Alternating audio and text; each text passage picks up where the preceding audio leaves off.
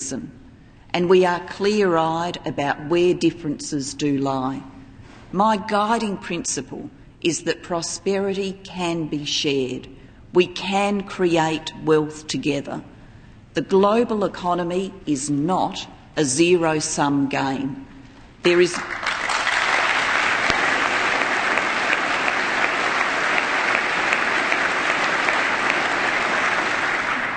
no reason for Chinese prosperity to detract from prosperity in Australia, the United States, or anywhere in the world. America has always understood this principle of the economy, that everyone can benefit when everyone competes.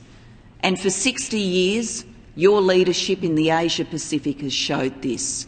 Your commitment to free trade and investment fuelled the growth. Your presence and network of allies ensured the stability. You were indispensable in the Cold War, and you are indispensable in the new world too.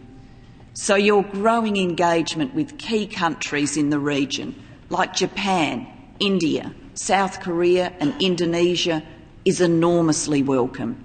We will work closely with you to strengthen the fabric of these relationships and underpin regional stability. Strengthening regional institutions so that the countries of the Asia-Pacific increasingly manage the frictions of a growing and changing Asia-Pacific.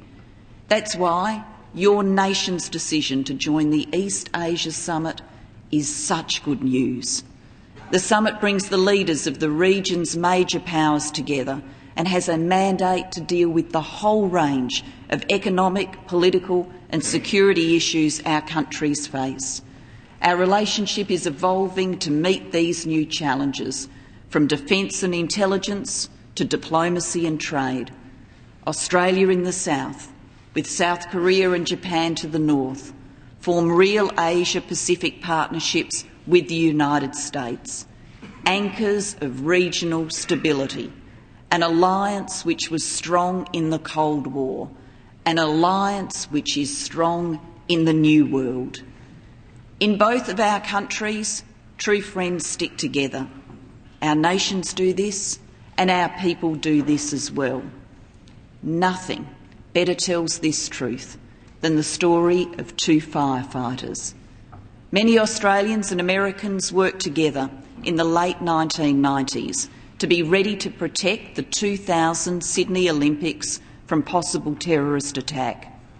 One group of Australians spent 2 months in New York training and working, including a long time with New York's Fire Department Rescue 1. They worked hard together and became more than colleagues. They became mates. So when it was time to go home, the Australian commander gave Rescue 1's chief his Australian Army slouch hat, and the chief presented the Australians with a battle-scarred fire helmet, dated December 1998 and signed by members of the Rescue 1 crew, including Kevin Dowdell. 3 years later, Kevin Dowdell was one of the hundreds of New York firefighters killed when the towers came down. Kevin led his men in. His remains were never found. But that helmet was in Australia. An Aussie firefighter, Rob Fray, found Kevin's sons. James Dowdell is one of New York's bravest, a firefighter like his father before him. Patrick Dowdell is wearing his country's uniform in Afghanistan. Rob came to America to give James the helmet his father signed, a precious possession, a last link to a father lost. And I give you their story, a precious possession too. These two men are here today. Rob, James, good on you.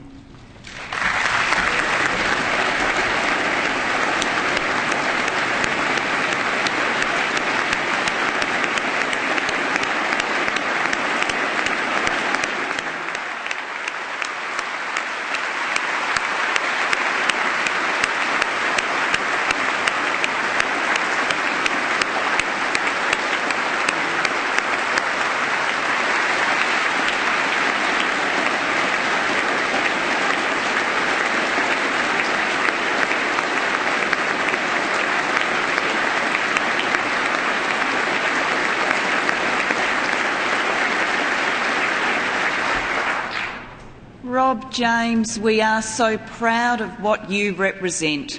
Your story says it all about the friendship between Australia and the United States, together in the hardest of times, friends for the future. When our alliance was signed 60 years ago, the challenges of the space age were still to come. The challenges of terrorism were still to come. For 60 years, leaders from Australia and the United States have looked inside themselves and found the courage to face those challenges. And after 60 years, we do the same today, to protect our peoples, to share our prosperity, to safeguard our future. For ours is a friendship for the future. It has been from its founding, and it remains so today. You have a friend in Australia, and you have an ally, and we know what that means. In both our countries, true friends stick together. In both our countries, real mates talk straight. So as a friend, I urge you only this: be worthy to your own best traditions. Be bold. In 1942, John Curtin, my predecessor, my country's great wartime leader, looked to America. I still do. This year, you mark the centenary of President Reagan's birth. He remains a great symbol of American optimism. The only greater symbol of American optimism is America itself.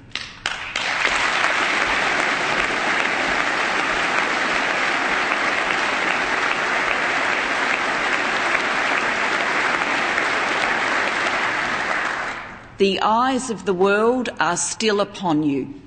Your city on a hill cannot be hidden. Your brave and free people have made you the masters of recovery and reinvention. As I stand before you in this cradle of democracy, I see a nation that changed the world, a nation that has known remarkable days. I firmly believe you are the same people who amazed me when I was a small girl by landing on the moon. On that great day, I believed Americans could do anything. I believe that still. You can do anything. Thank you.